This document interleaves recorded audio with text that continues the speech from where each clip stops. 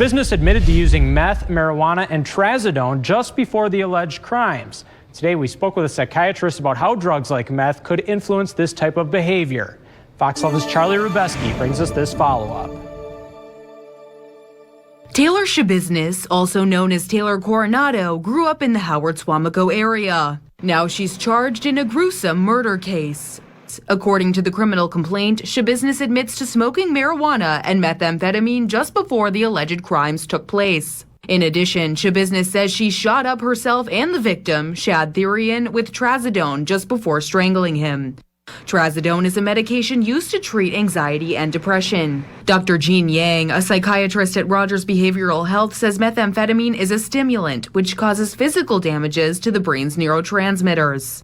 As a stimulant, what it does is it really just activates your brain, and like many other drugs of abuse, it can cause you to have an altered sense of reality and make you be like you can't think clearly. In the criminal complaint, Schabusiness describes using a chain to strangle and eventually kill Thyrion as a part of a sex act. After strangling him, the criminal complaint says Schabusiness dismembered the body. Yang says meth use can lead to significant violence. Again, that's sort of just not really grasping what's going on accurately, that agitation, additional paranoia. Yang says with a high dose or consistent use of meth, someone could also develop psychosis. So you're not able to really tell the difference between reality and what's not real in the world around you. Charlie Rubeski, Fox 11 News.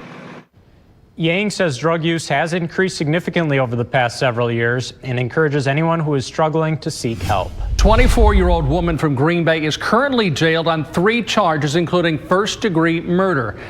Details released today are deeply disturbing, including how the victim's mother discovered her son. Fox 11's Nick Harrington brings us the very latest.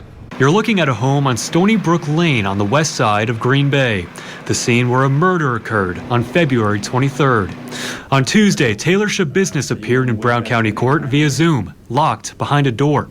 The 24-year-old is charged with first-degree homicide, mutilating a corpse, and third-degree sexual assault. The facts alleged are extremely concerning and disturbing and go to the violent nature and the grave nature of the offense. Disturbing on multiple fronts.